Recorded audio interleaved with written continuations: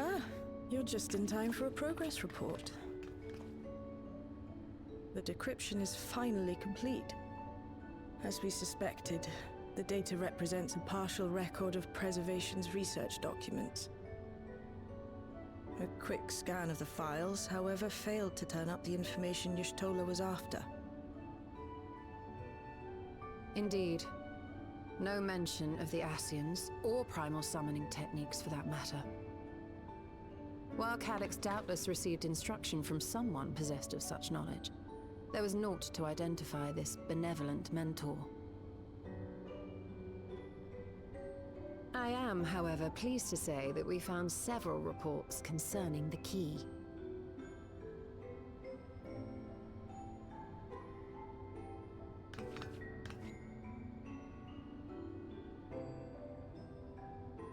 We know the key is used to open paths between worlds, and was a treasured relic of the Milala.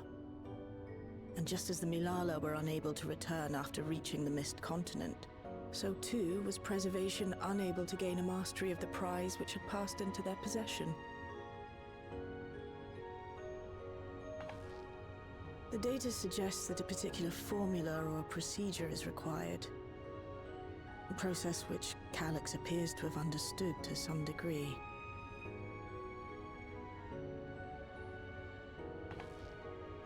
Yet the key proved fickle. Perfectly replicating conditions was no guarantee of success. And even when they did manage to generate a modest portal, the destination was never the one they expected. The reports practically screamed their frustration, describing the experience as being dragged around by a traveler picking roads without rhyme or reason. Serves them right, I say. After much trial and error, Preservation began to experiment with external actuation devices for the key. Striving to maintain a stable pathway to a chosen location, they conceived of the technology that forms the gate to the Golden City. So, their tribulations ultimately afforded them control of the key, albeit in a limited capacity, which, of course, explains why they were able to instruct Suralja in its use, thus enabling the unprecedented feat of transferring Everkeep and its environs to the source. After the Endless Fiend took the key unto herself, she opened pathways to other reflections in her hunt for ether, did she not?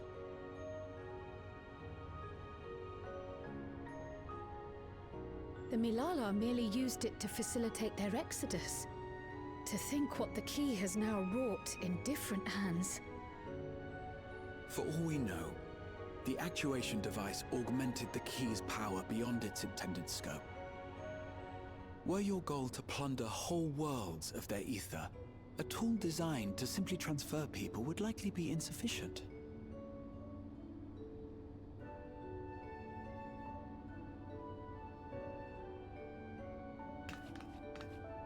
Shale, I don't suppose you would be able to remove the actuation device? The machine made for that very purpose is still functional, thankfully. It shouldn't be a problem. What do you think? We don't even know how the key works. If the device is somehow interfering or amplifying its capabilities, I believe we ought to remove it.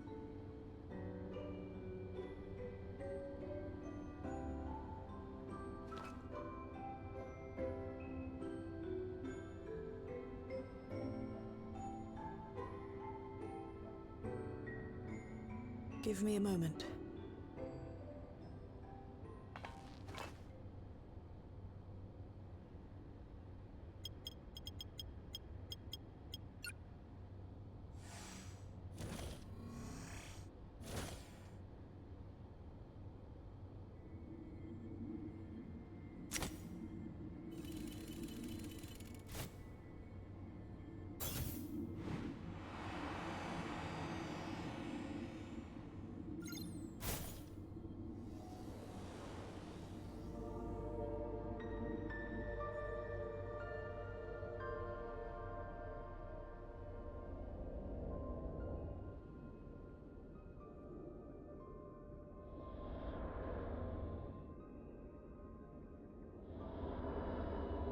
My word.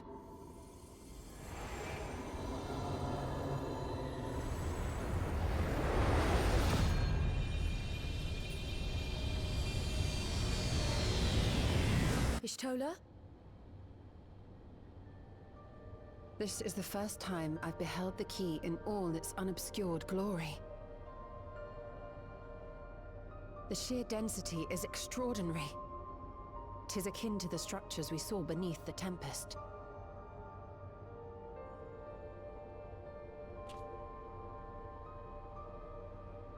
Now that you mention it, the ornamentation is reminiscent of Amarot.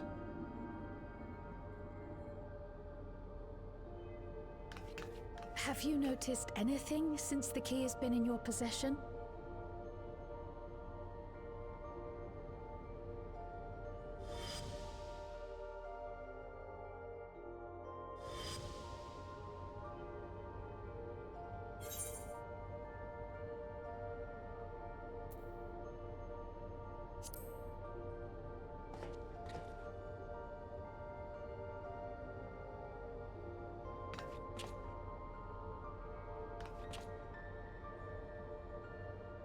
You're suggesting the key has some connection with Azam.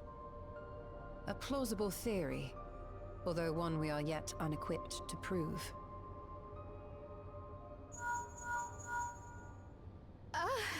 My apologies.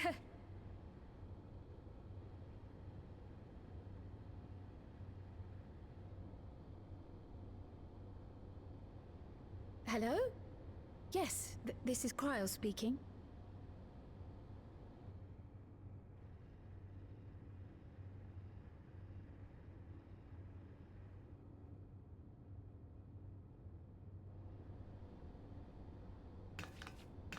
That was Ojika with a message for us. An urgent matter? I'm not altogether sure. Tataru requires our counsel, and hoped to call upon us in person at the Baldessian Annex. Though disappointed we were not present, she appeared content to wait until our travels brought us back to Sharlayan, insisting that it did not merit our immediate summons. Her tone suggested otherwise, however, and Ojika felt compelled to contact us directly.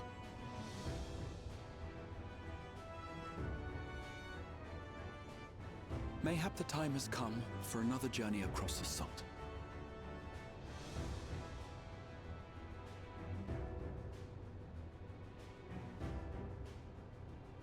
You'd best go. Though I'll not deny that I'll be sad to see you leave.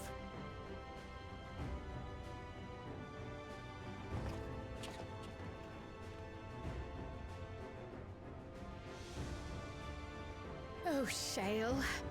I can't even begin to thank you for all you've done. We will be forever indebted to you and your Oblivion colleagues. The debt is ours. We'll never forget the sacrifices you've made for us, for Alexandria. In the meantime, I shall keep sifting through the data. You'll hear as soon as I find anything of note.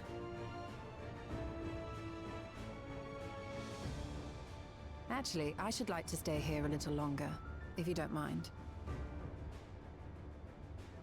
You are most welcome.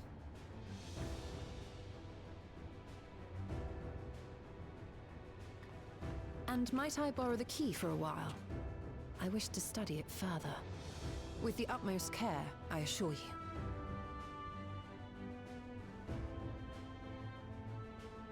Well then, shall we be off? Ochika will be expecting us.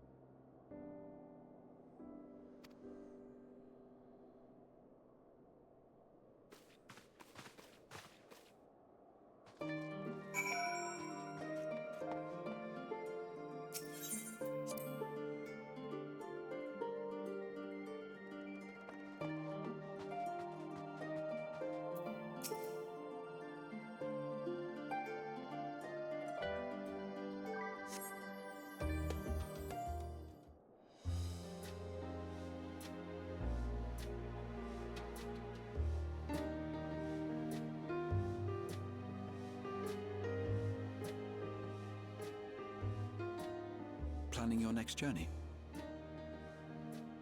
Oh no, just reminiscing.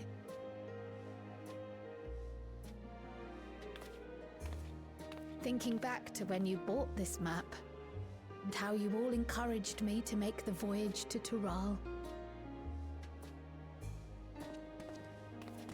Are you glad you did? As if you need ask.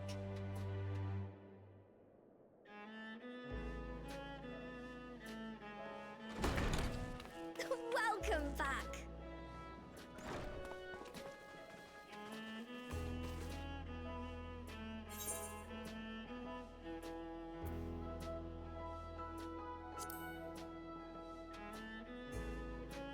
I'm so glad you're here. Ojika contacted us. He intimated that you were rather concerned. Come to think of it, Alphino said he and Alize would pay you a visit upon their return. Have you not seen them? Oh no, they were here. I was regaled with many a tale of your Turali adventures. It was only once they departed for Garlemord that the rumors came to my attention. Rather alarmingly, void-sent sightings seem to be on the rise across the star. I was reluctant to bother you with mere hearsay, especially when you had more pressing matters to contend with. But earlier I received a confidential report from the Grand Company of Eorzea. It's as if a mighty dam has been breached, flooding the land with foul creatures. For a blessing, most nations have managed to keep the invaders in check, and casualties appear to be minimal thus far. Though the same cannot be said for those regions with a deeper connection to the void. Their fissures continue to manifest without end, putting countless innocents in danger. A deeper connection to the void. Garlemald is the home of the Reapers, is it not? It is. Alphino and Alize were there when the trouble began, and have since sent word that the situation has taken a dreadful turn.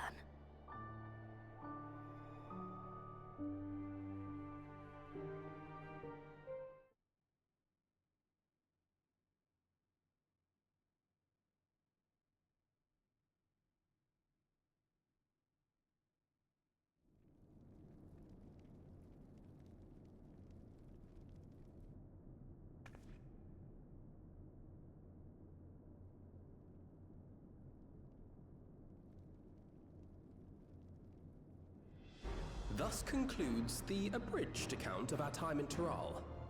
Now I shall leave you with the words of the late Dawn servant, Galul Jajar.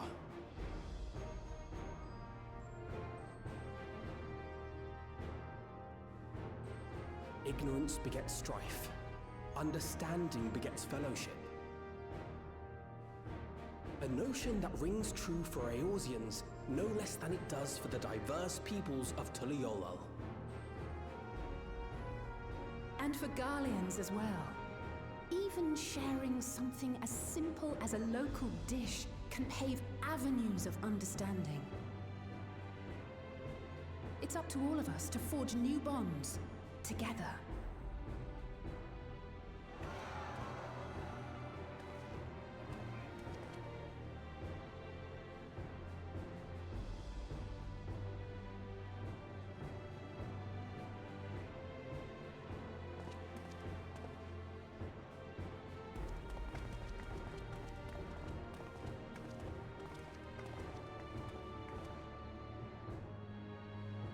Thank you for sharing your tale. Better they hear it firsthand than endure my clumsy retelling. Your words give me hope that we might achieve something similar here in Garlemald. We all have the capacity to affect change. Our time in Tural taught us that much. And now that we've returned, it's time we rolled up our sleeves and got back to work. I've already sent missives to the other nations, informing them of our Alexandrian friends. I also intend to notify the Garlean community officially. If both sides are amenable to the proposition, we shall gladly assist in establishing diplomatic relations with Alexandria and Tuliolal. Thank you. But are you sure you've recovered from your journey? It sounded like you've hardly had time to catch your breath.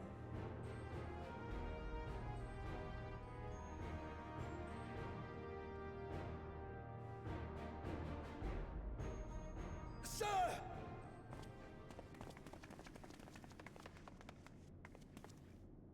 Lapis Manalis is overrun with void scent. sustained heavy civilian casualties.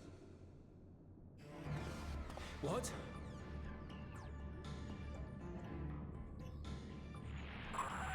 Plutium Squadron reporting in. We're under attack. Void Scent appeared out of nowhere and ambushed us during a routine inspection. Damn it. Is that another Fisher? No, no, no! Ah! My comrades are under attack. We have to do something. There's no time to lose! Come on!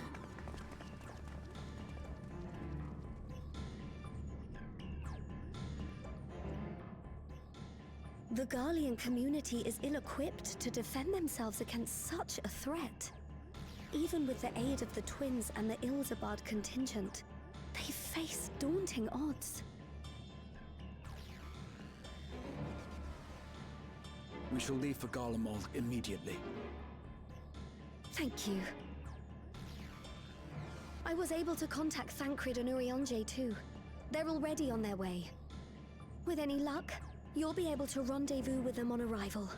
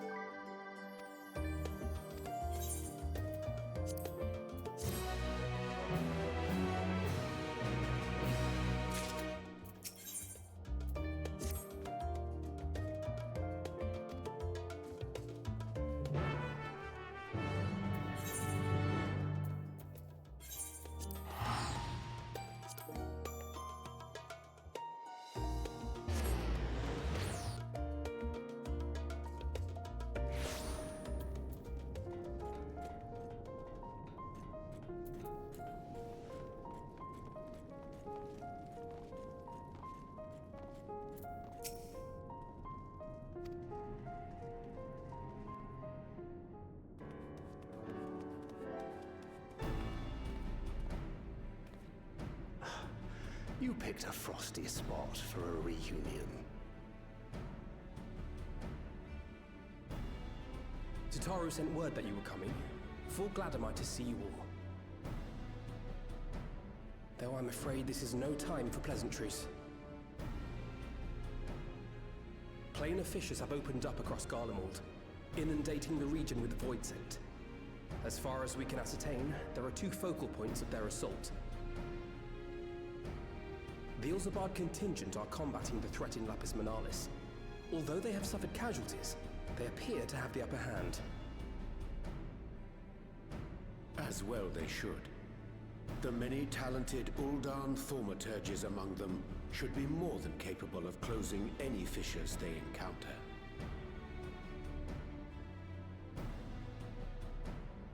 Which leaves the second focal point, the Clutium.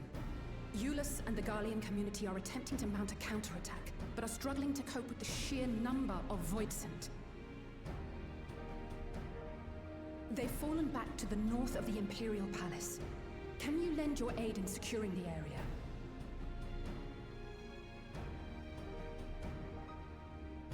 With your blessing, I would tend to the wounded returning from battle. Of course, Kryl. Thank you.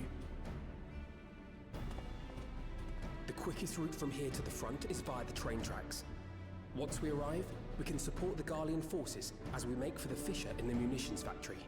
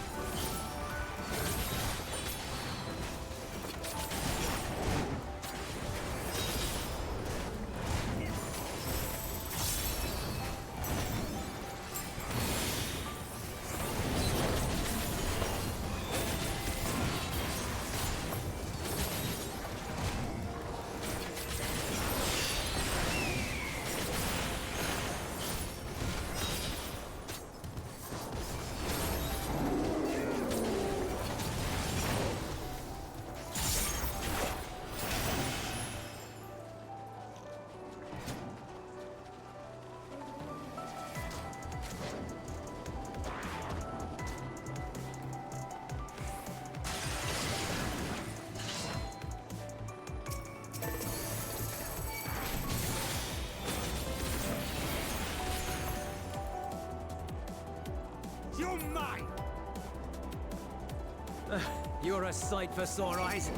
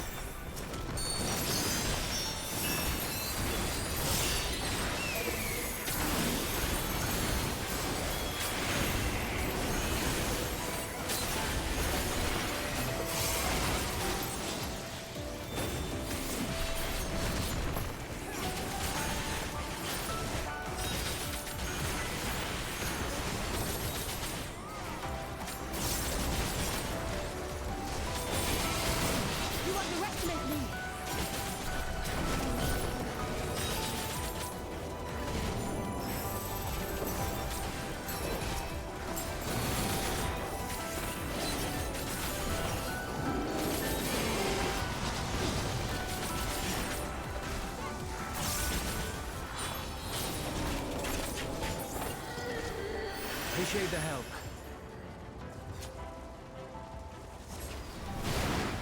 We'll handle things from here.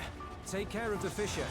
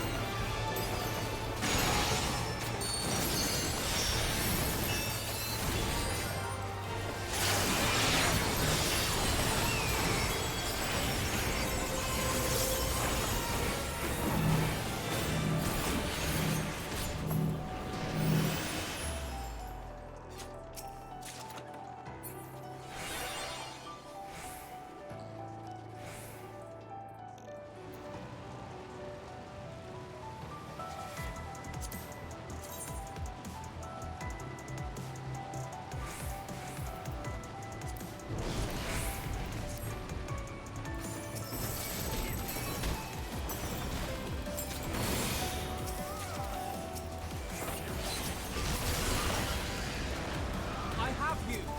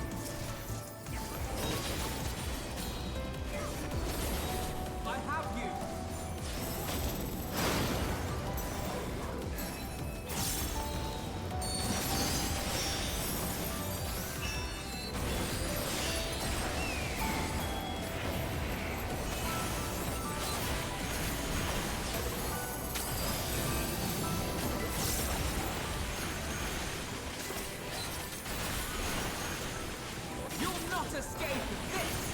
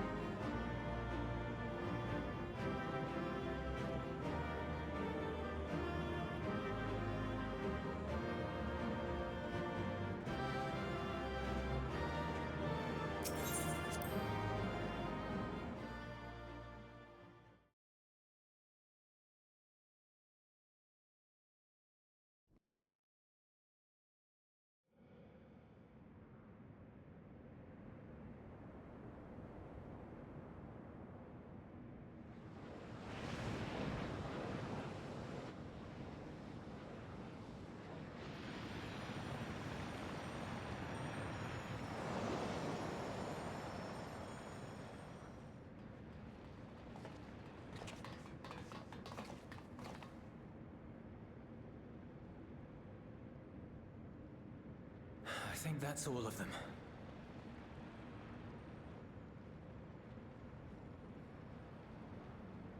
We need but seal the fissure to prevent further ingress.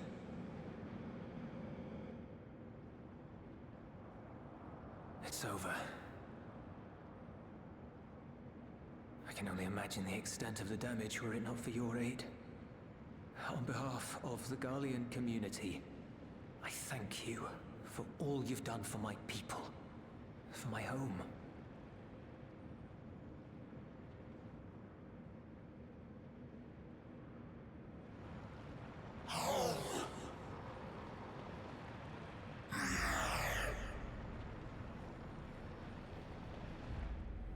I shall close the fissure post-haste.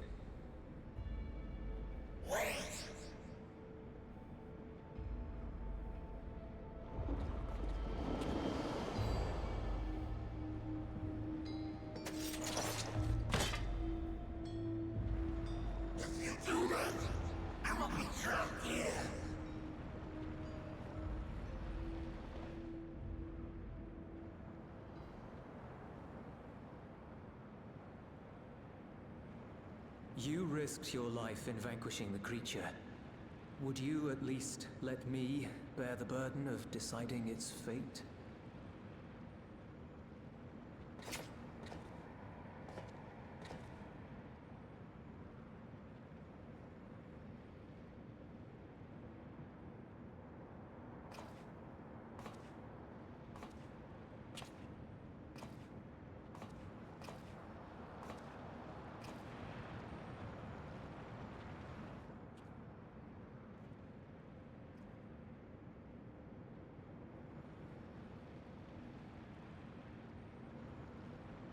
You want to go back? To the Void?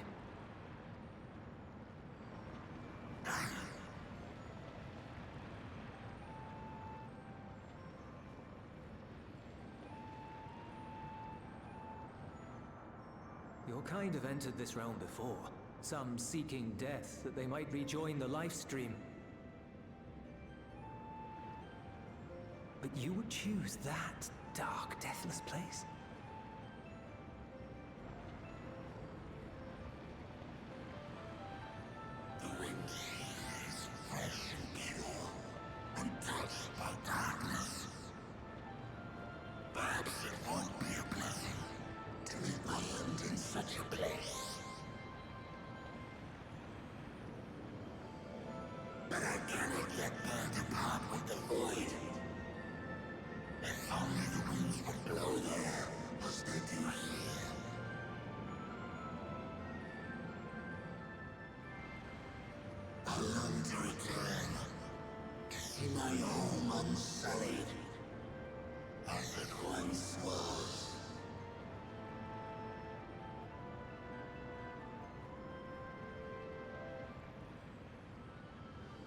We know that pain all too well.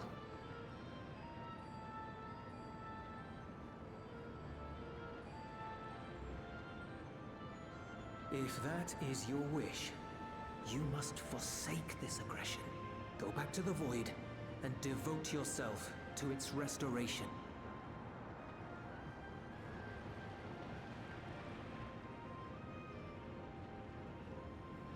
I have a friend, Zero, who hails from your home.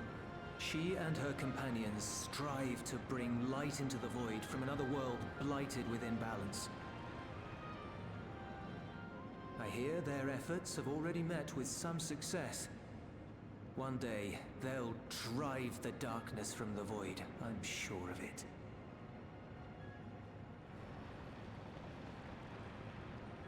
This form is imbued with the will of all those I consumed. We shall return to our world and seek out this Zero. Then we shall see if there is truth in your words. She won't disappoint you. That much I guarantee.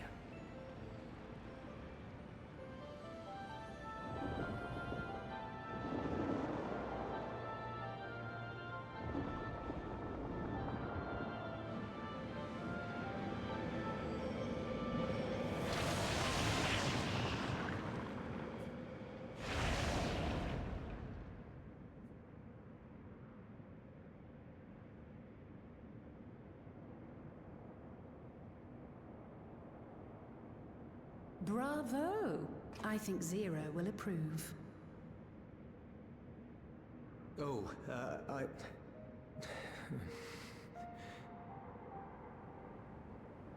Indeed, that was truly heartening to see.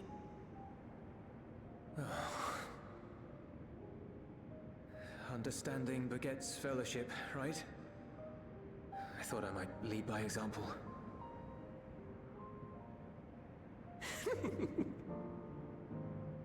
Well then, shall we head back?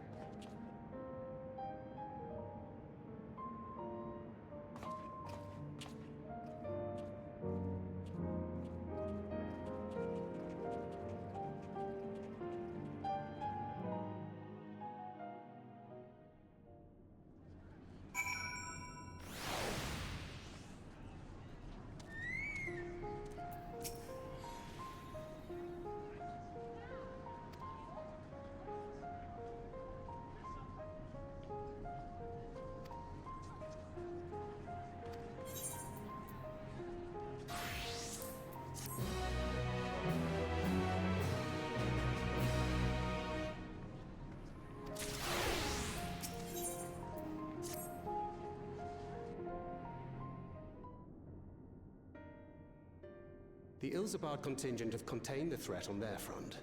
Things appear to be under control, for the time being. Though it remains unclear why the fissures opened up in the first place. According to Tataru, similar ruptures are occurring across the star. One thing is clear, however. The phenomenon is not without pattern. The tendency for fissures to emerge is pronounced in regions deeply connected to the void. Places where the barrier between the two worlds is at its thinnest.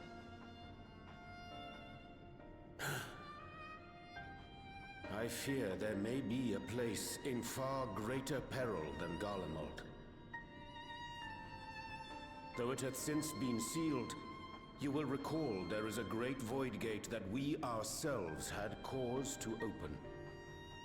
A gate which was instrumental in our bid to reunite Vritra with his sister and put an end to Golbez's dark plot. Oh gods. The moon.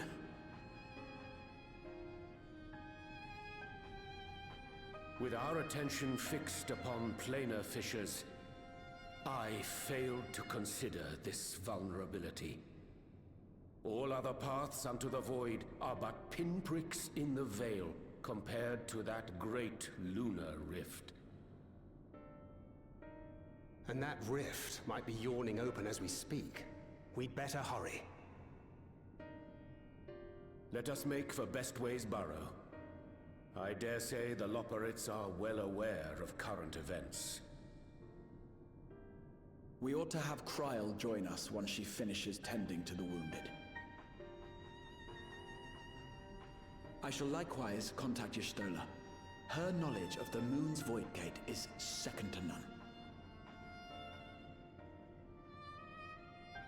A number of my fellow Garleans now call Mare Lamentorum home.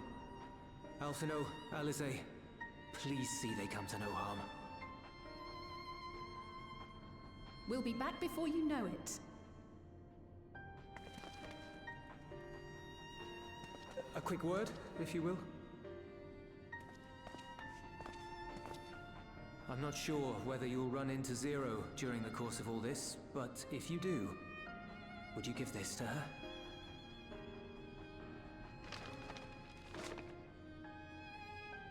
Emergency rations, in case of a protracted battle.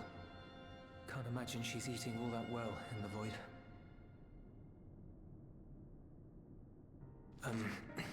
She likes dumplings.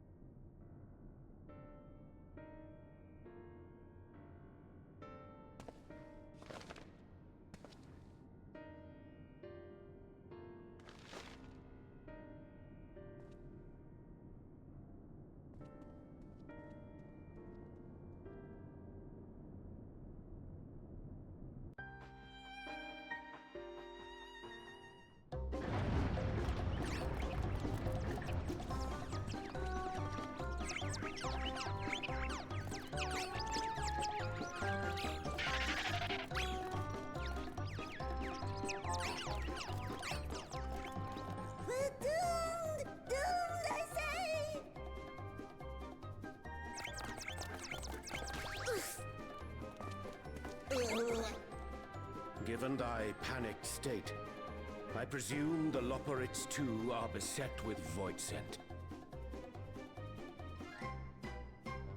Oh, what sweet relief it is to see you all! Yes, void scent. And lots of them. They suddenly came pouring forth from the crater. I had dearly hoped to find my worries unfounded. For some unknown reason, the Void Gate seems to have partially opened. Living May dashed off to activate the brands and halt the Fiend's invasion. But she hasn't come back, and we've since lost contact. I suggest we make for the brands without delay.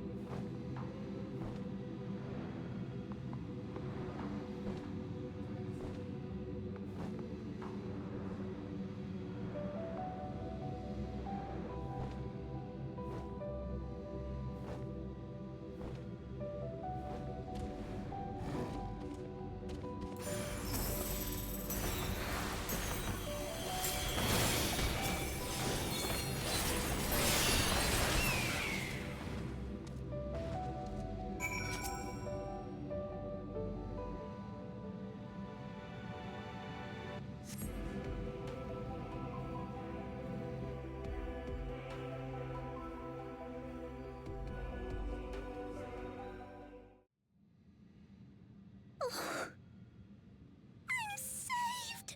I dread to think what would have befallen me if you hadn't intervened! Oh, I was never in any real danger, of course. I knew you would realize our plight and rush to our rescue.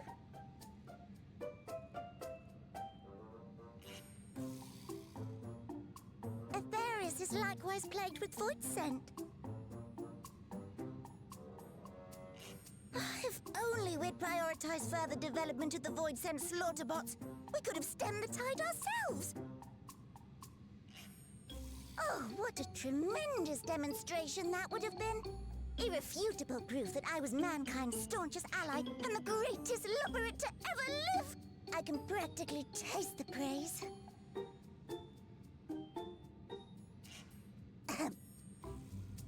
Fortunately, I was able to activate the brands. Should any more Void Scent emerge from the gate, they ought to be confined to the crater. Unless, of course, the Void Gate begins to expand of its own accord, or some gargantuan monstrosity tries to barge through, I don't foresee any major problems.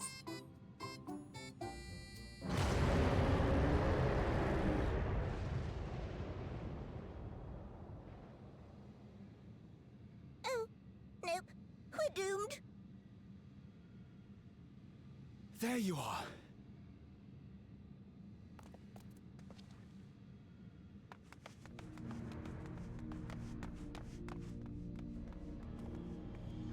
I left the data in Shale's capable hands and teleported here as soon as I heard. And ere you ask, I made sure to bring the key with me.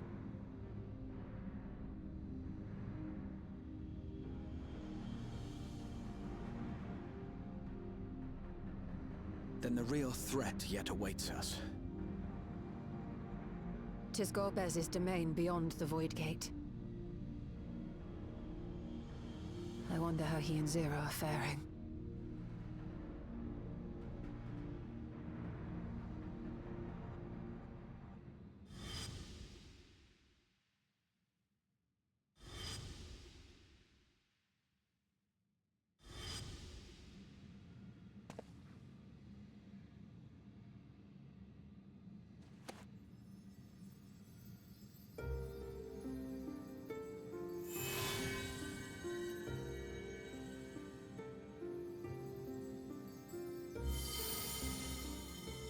By the 12.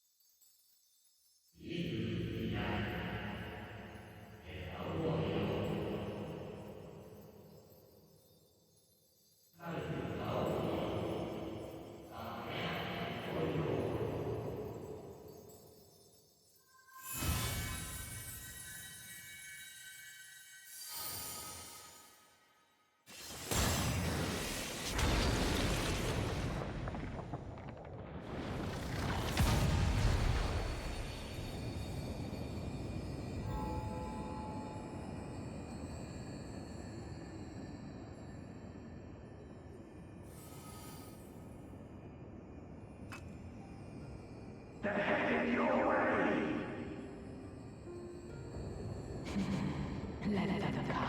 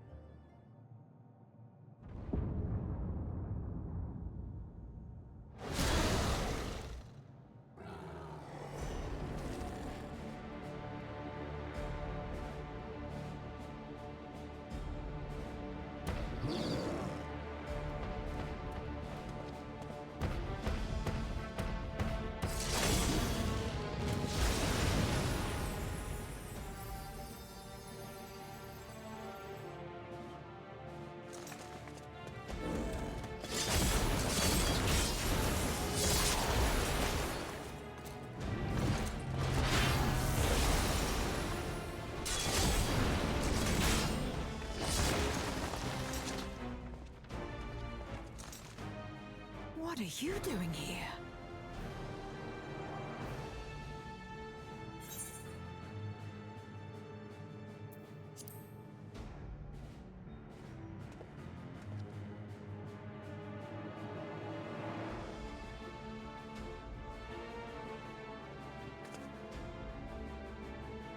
Only you could be so carefree amidst all this.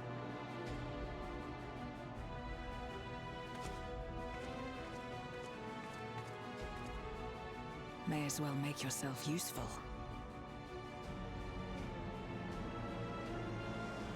The gate's sheer size appears to have made it a tempting target.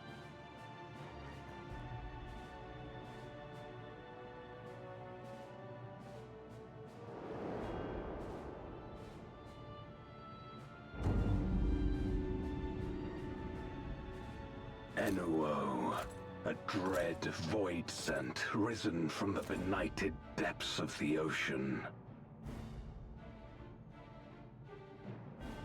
They kept to the confines of their domain while Zeromus endured. No longer, it would seem.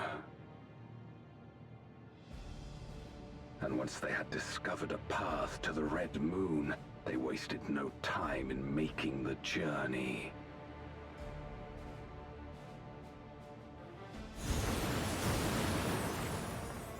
Leave the void scent nearby to us. You take care of NOO.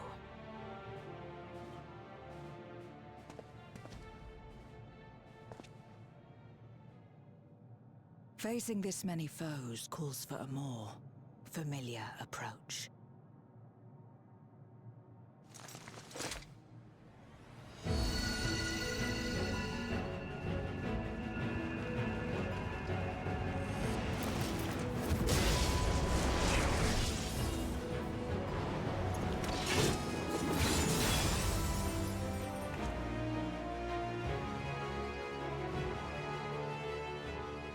Voidsent can change their form at will.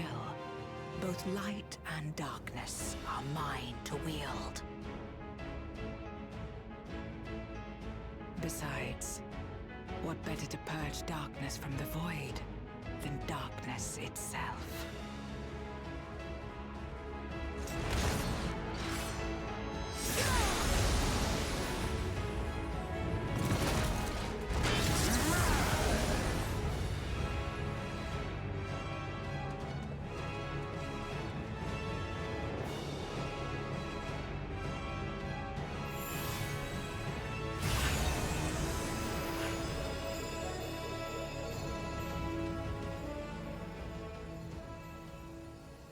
Who dares face me? A mere mortal.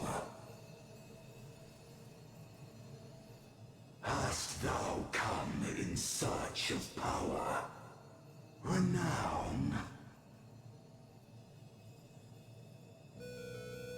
I fight to end this world without end. All who stand before me shall fall.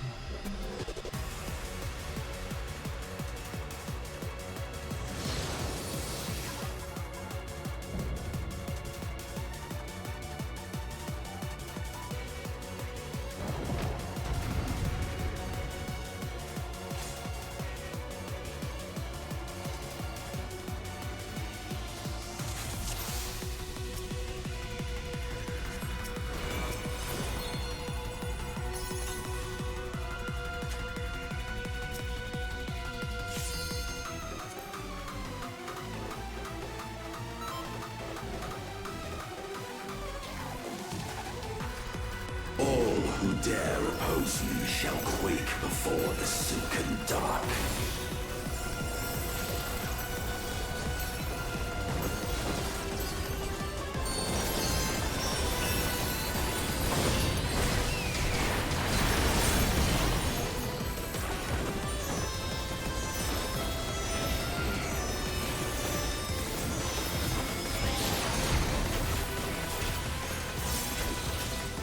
The Void's power is mine to wield.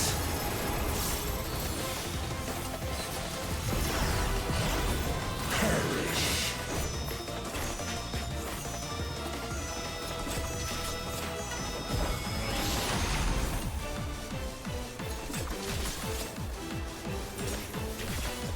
Be still.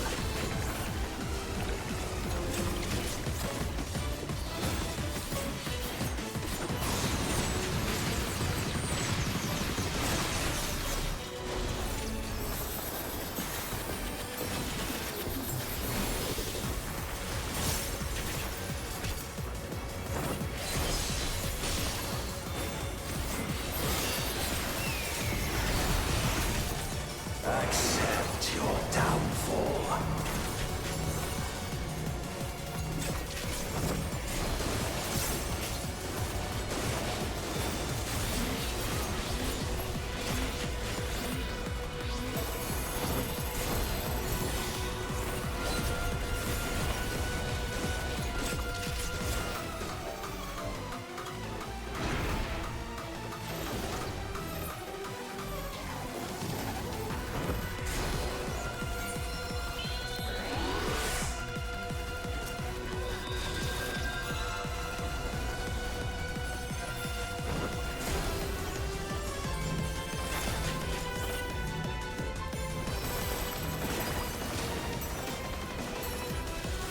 Doth the yawning earth not tempt you?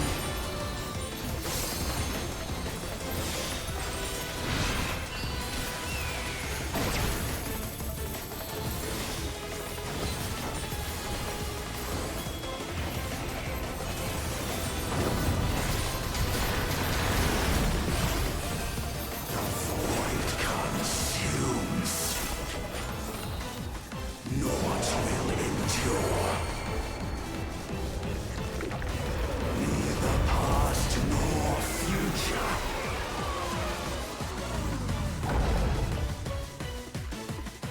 Only one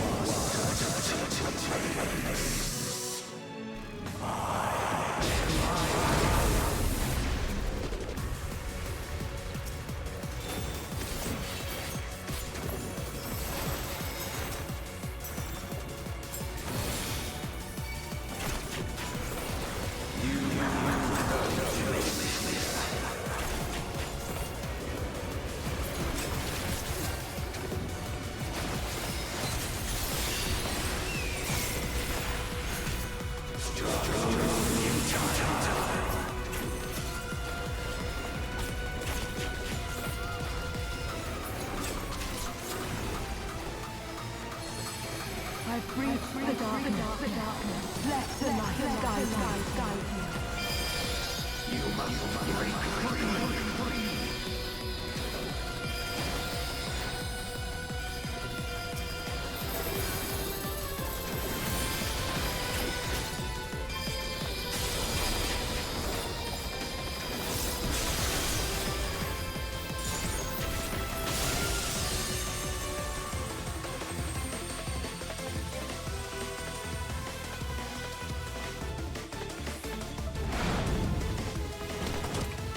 The underlings are no more. Now to deal with NOO.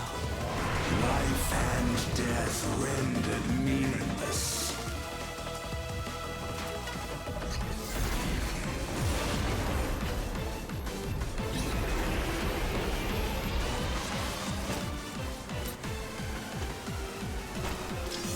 Light, protect us. I will not yield my domain! Such is the power of the Void.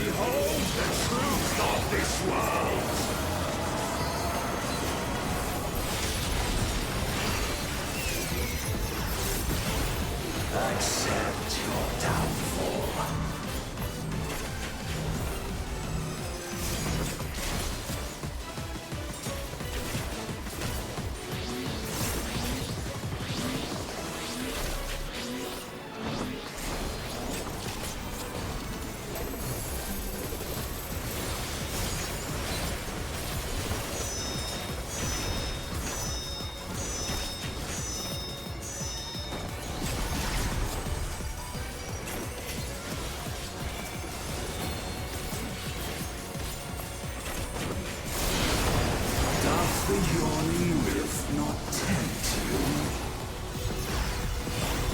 Be still.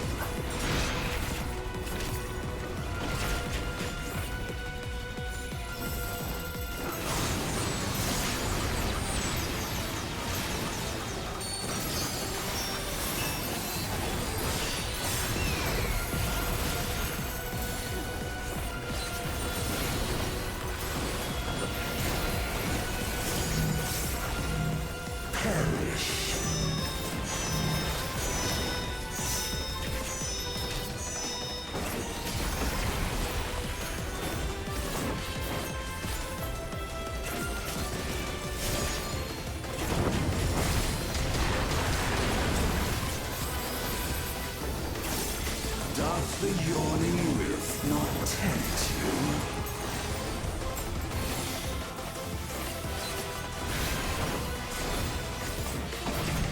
Be still.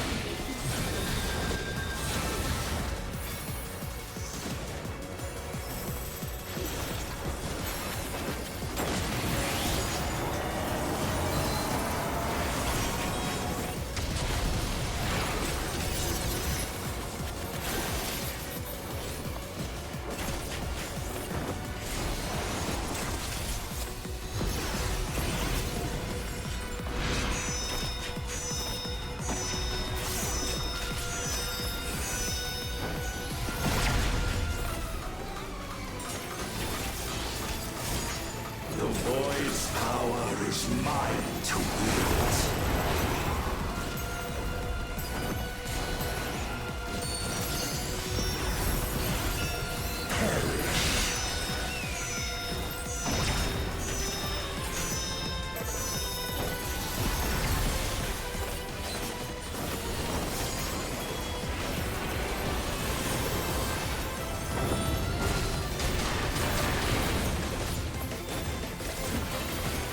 Behold the truth of this world!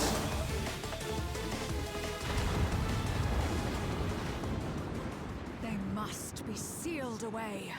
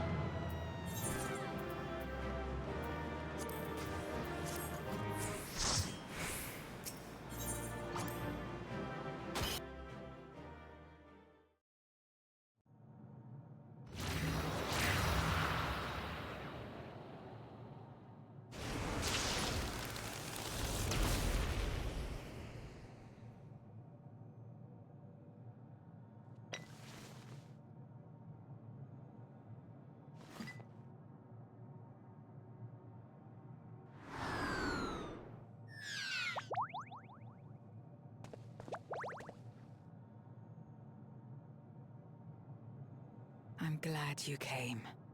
We would have struggled to face Enuo alone.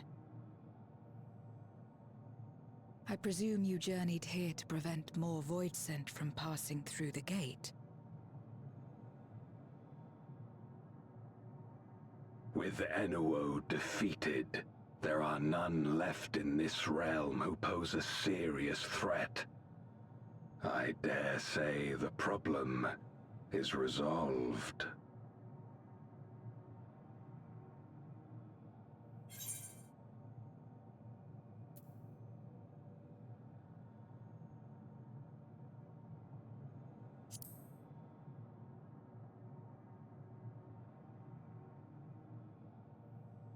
Nothing comes to mind. Why'd you ask?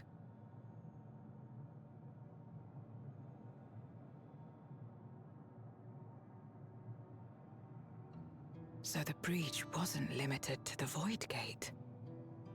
For better or worse, precious little has changed in the 13th since the Romus fell.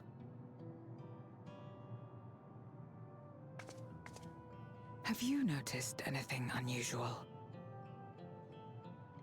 I know not the reason events have unfolded this way, but there is, perhaps, an explanation as to why the Void Gate and the fissures opened. Here, in my domain, even the slightest change is keenly felt. When the gate opened, I sensed not the workings of some external force. Rather, it felt as if the barrier between our worlds was weakening naturally, moment by moment, until the two came to meet. And you think this weakening could be happening elsewhere? 'Tis a possibility.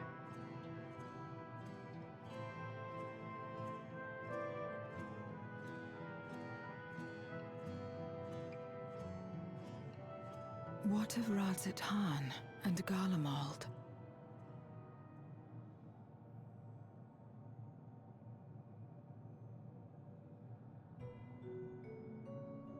Eulus took mercy upon the interloper.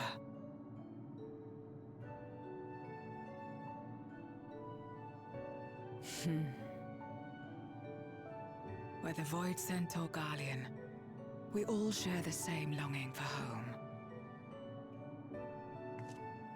Should we meet, I will gladly offer them aid. Please tell Eulus as much.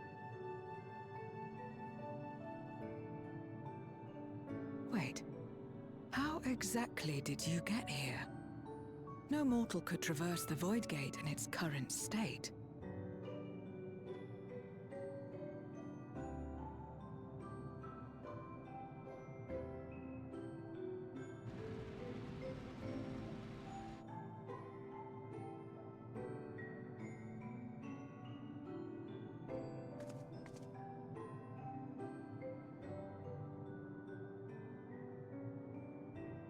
And this path of yours is still there. I cannot see it.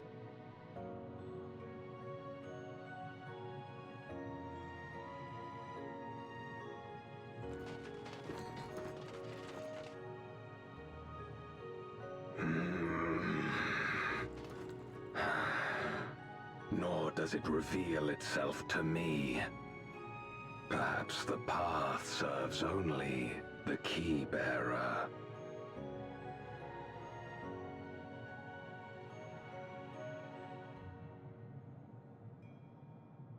So it is not a means to travel freely back and forth.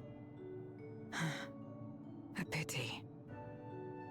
I would have liked to see my friends again.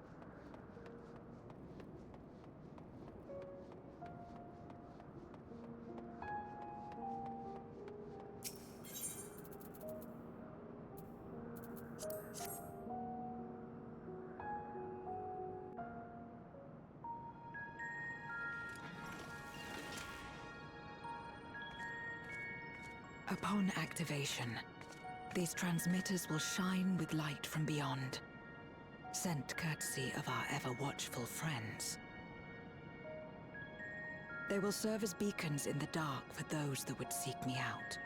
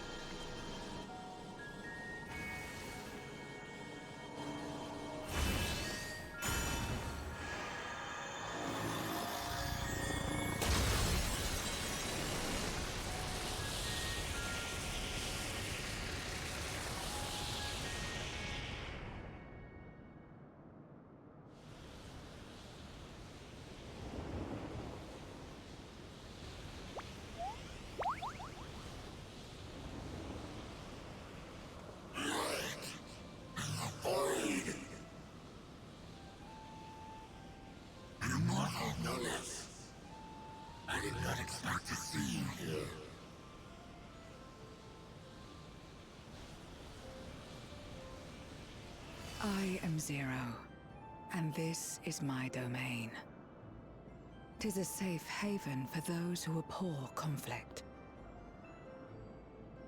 Among those gathered here, many aspire to restore this world to how it once was. Such a thing is possible?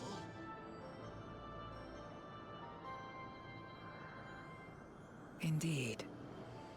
Though how long the endeavor will take, I cannot say. But for those of us abandoned by death itself, what do we have but time to try, and try again?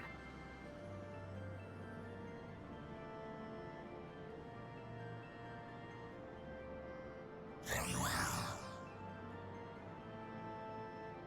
This latest ample proof your comrades spoke true. However long it takes to restore our world, you shall have my aid. And you shall have mine.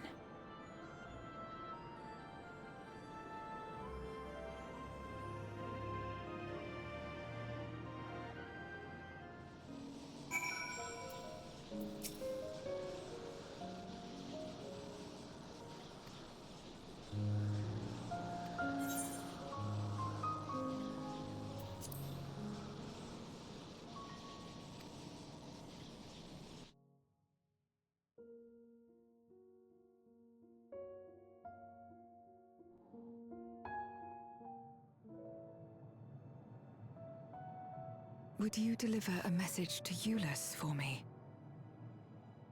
Tell him that we're making progress towards rebuilding our home. And I hope that he is too.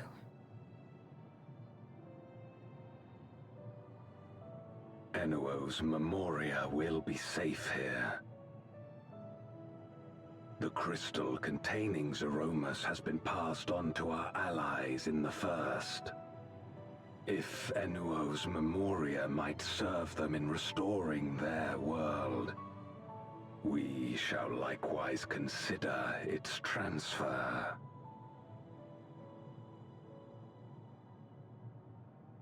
How much simpler it would be to aid one another in our respective fights, were it not for these boundaries between us. Safe travels, my friend. We take comfort in the knowledge that you're out there fighting too, wherever you may be.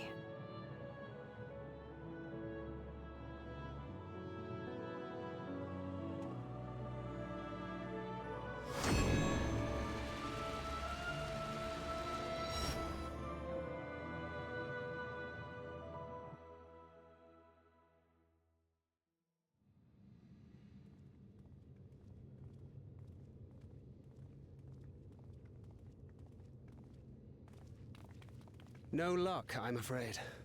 It appears he's not in Mare Lamentorum.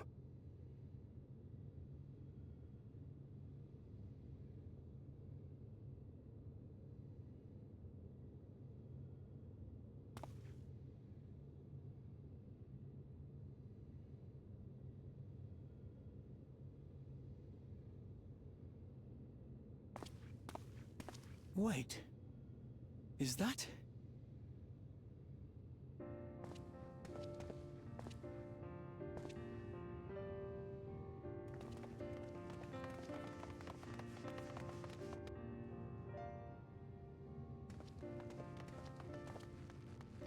God, you had us worried. You suddenly disappeared. We didn't know what to think.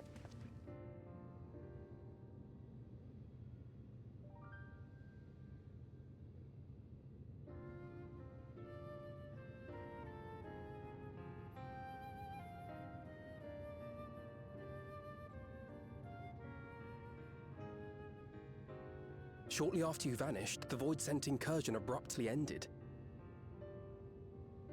We surmised you had a hand in that, but never did it cross our minds that you were fighting alongside Zero and Golbez. This golden path you said you traversed wasn't visible to us either. Nor did we hear a voice. Ethos. Might this be the key's true name? While many mysteries remain, for now, I am glad to learn the state of affairs in the 13th. Golbez's suspicion that the barrier twixt worlds has begun to weaken. 'Twould certainly explain the surge in fissures manifesting in the source. Yet what could be behind such a phenomenon?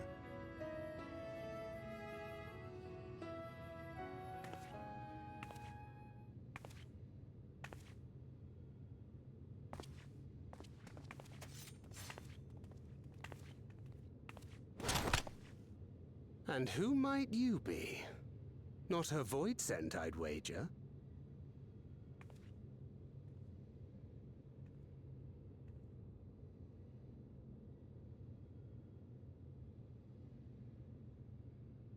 Greetings.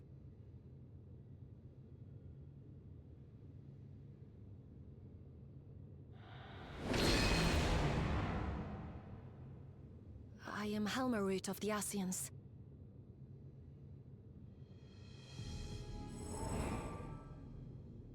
We are your sworn foes, I know. But on this occasion, will you not put away your arms?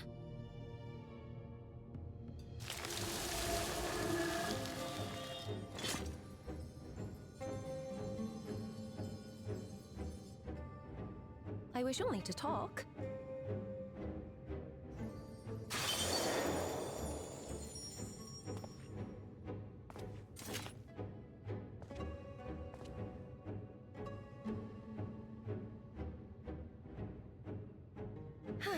Thank you for affording me a chance.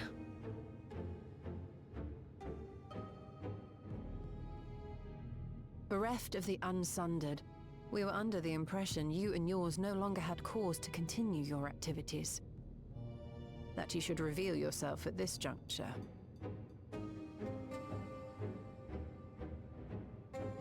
I assume you are the one who bestowed Calyx with the knowledge of summoning and the reflections. Yes, that is correct.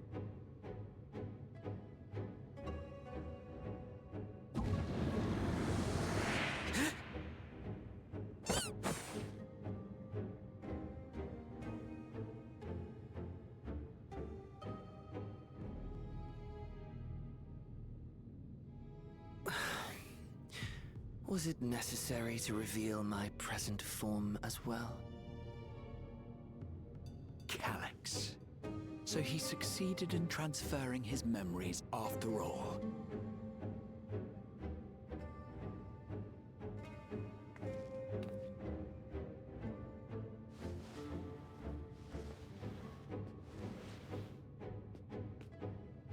Be at ease. Even were I to occupy a combat-oriented vessel, I would not have the ability to defeat you. You destroyed my plan, my life's work. I have naught to replace it, nor will I ever regain what I once had.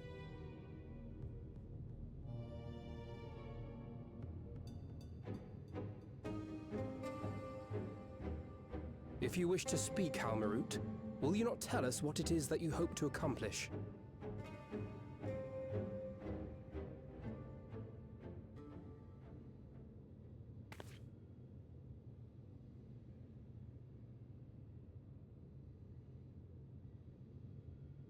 As you know, our star Aetheris was sundered into 4 and 10 shards in the time of the Ancients.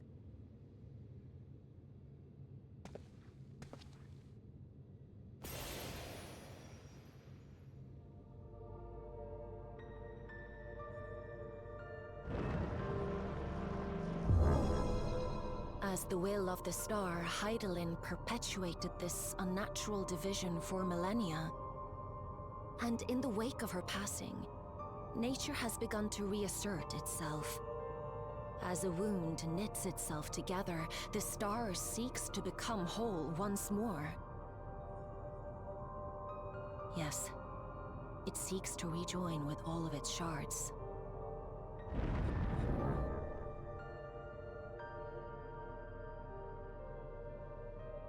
Unlike the one we Ascians attempted to orchestrate, however, the star's rejoining will afford mankind no special treatment.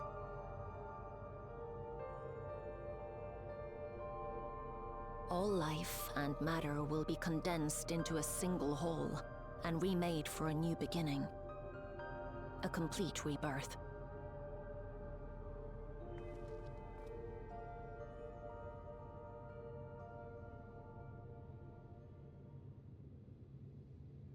Aetheris will return to the way it once was. Hundreds of millions of years past. To a quiet and peaceful time. Long before the light of mankind was kindled.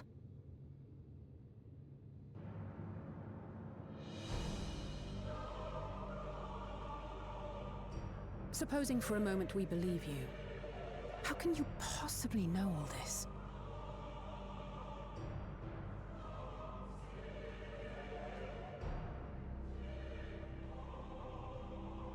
It is an inevitability that I have foreseen since time immemorial. A future that awaits should creation be freed from the influence of Hydaelyn and Zodiark.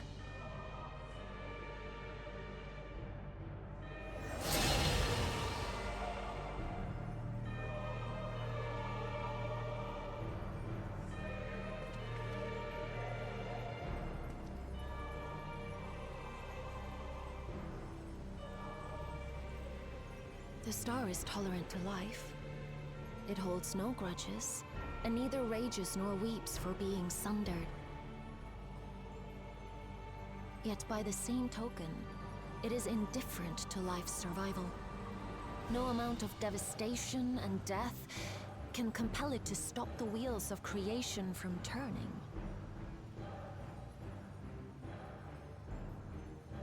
The earth shakes, and mountains spew fire. Floods wash away the fruits of labor, and icy winds freeze and starve. Countless perish as nature runs its course. So many seeds of life have already been lost. Yet in spite of this, people continue to believe that the morrow will come.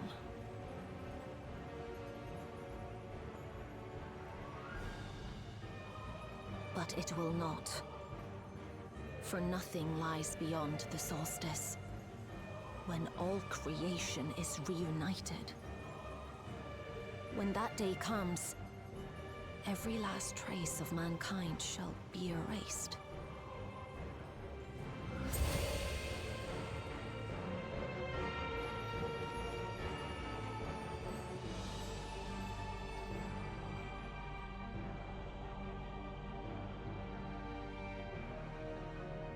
I cherish man's journey.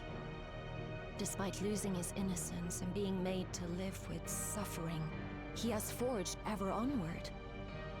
Strong, even as he is weak, his is a proud tale in the history of the star. It would be a shame for that tale to end. For all to wither and die, when some might yet survive. Would you not agree?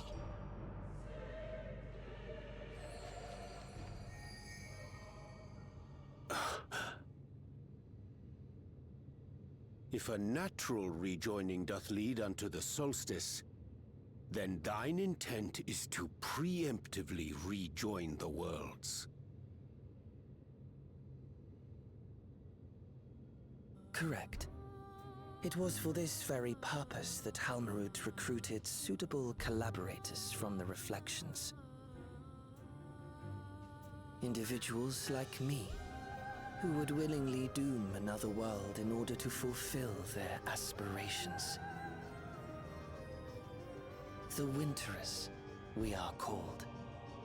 And if you and yours seek to protect all life, then sooner or later you shall have to contend with us.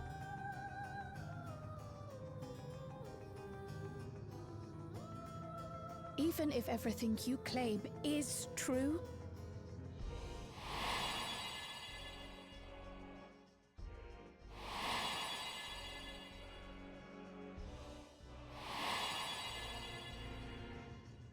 What you've done, Calyx, it's unforgivable! I do not ask that you be pragmatic, nor do I seek your approval. Given your familiarity with other reflections, 'tis only natural that you are averse to our methods. But there is one irrefutable fact that you must understand. Should we take no action at all, the solstice will come, and no one will be left alive. No one.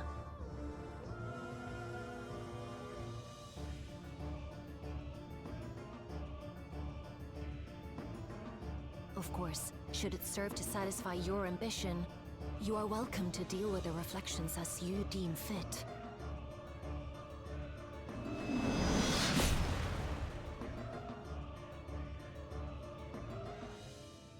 Like the pariah and wanderer who satisfied his own when he brought the star to the brink of ruin to face you.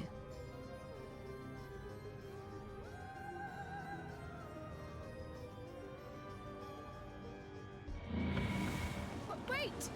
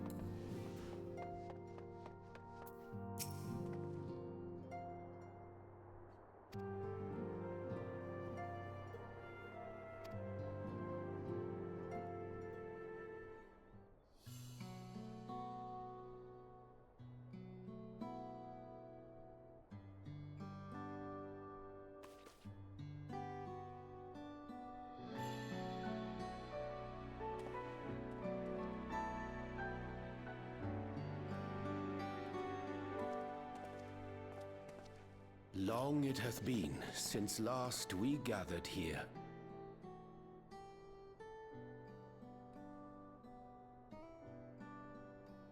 Though our Order's dissolution was indeed in name only, thereafter we did largely operate independent of one another. All of which is to say, full glad am I to stand in such esteemed company once more.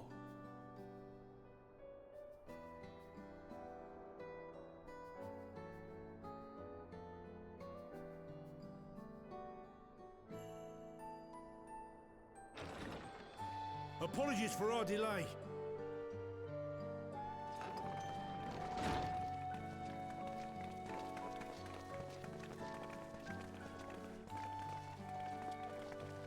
We're reporting for duty, as bid. This is everyone that we could round up on short notice. The others are still en route. Estinian alone we weren't able to make contact with, but we're working on it. No doubt his link pearl is buried at the bottom of his bag. Knowing him, he'll turn up when we least expect it. Now, as much as I'd like to savor our reunion, Tataru tells us there have been developments. Will you apprise us of the details?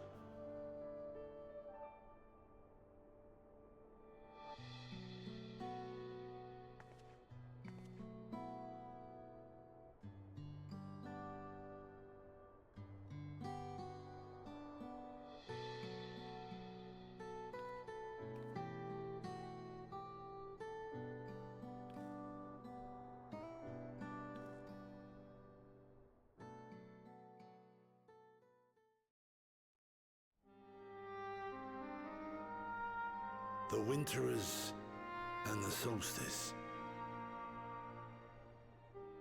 The veracity of Halmarut's claims remains unclear.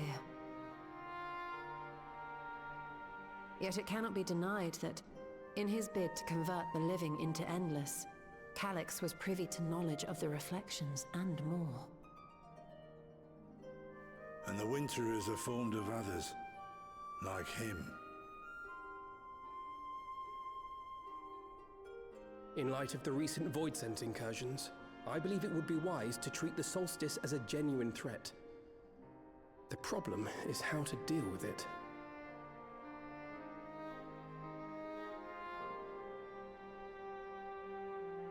Both the Source and the Reflections are home to irreplaceable life. I would protect them all if I could. But if doing so means ushering in complete annihilation,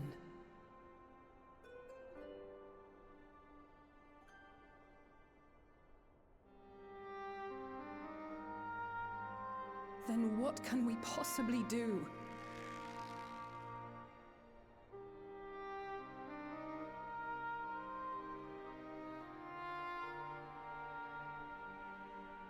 I wonder, was Hydaelyn aware of the solstice?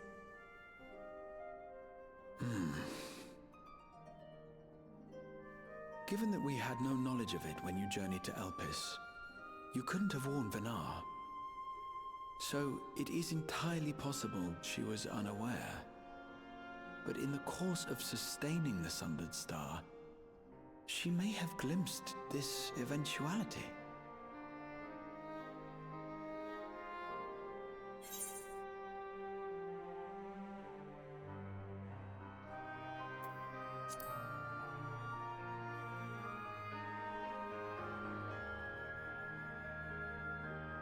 So she believed that we could overcome this trial as well. Or rather, that the choice was ours to make. Whichever it may be, it is we who must find the answer. We who live in the here and now.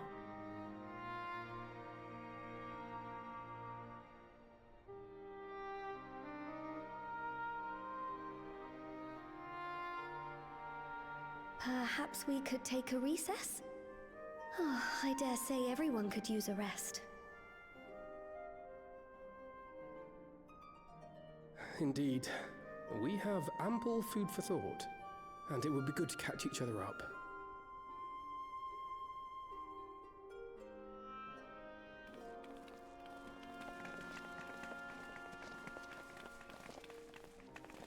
Ere I forget, Huron, I believe you should keep the key, Ethos, in your possession.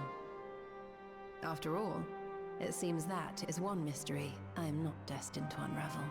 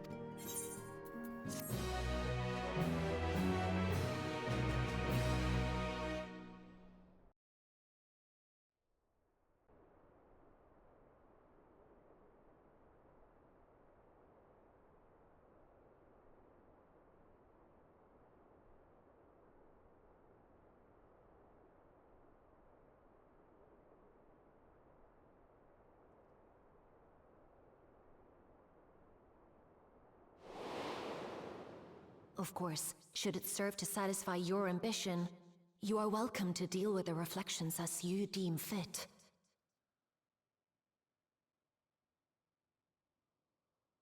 Like the pariah and wanderer who satisfied his own when he brought the star to the brink of ruin to face you.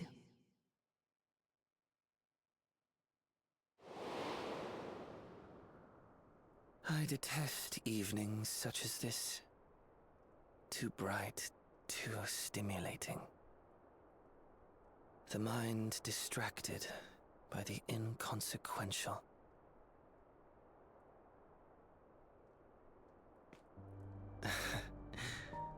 You needn't be so wary. I merely come to offer information before my departure.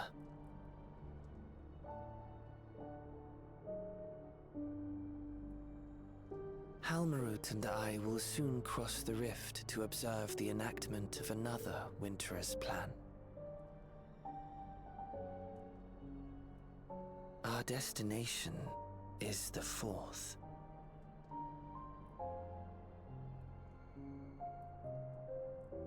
A world locked in ice, whose lands are blanketed in thick clouds. In order to survive, man has fled to the skies, using great magics to establish new civilizations.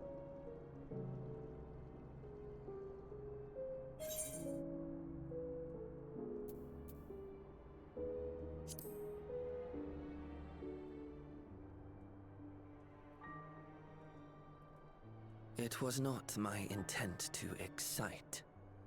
I have my own designs I would see realized, nothing more. Believe me or don't, as you like. For all I know, you lack the means to follow us anyway.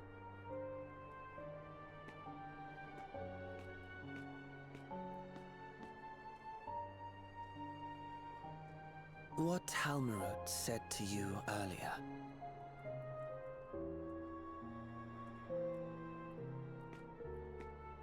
She suggested that dealing with the reflections might satisfy your ambition. But is that truly so? You have seen battles beyond counting, have defeated even the fear of death.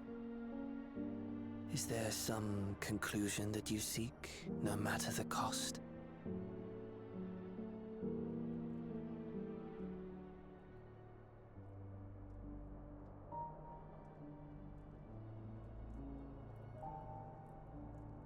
I will share with you a truth.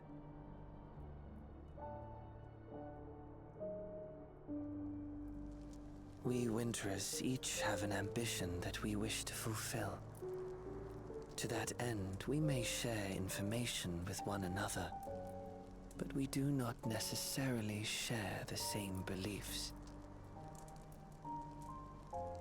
Just as you and yours decried my actions, I find those of my fellows objectionable. Be that as it may, it is the culmination of our lives' works that we would bring to the world, fruits born of undying devotion, daring aspiration, and unwavering ideals. No matter how we are reviled, no matter what we must steal, our actions will be vindicated by those who abide in the future we create. In your benevolence, you may seek to save everything and everyone. But once all is consequently consigned to oblivion,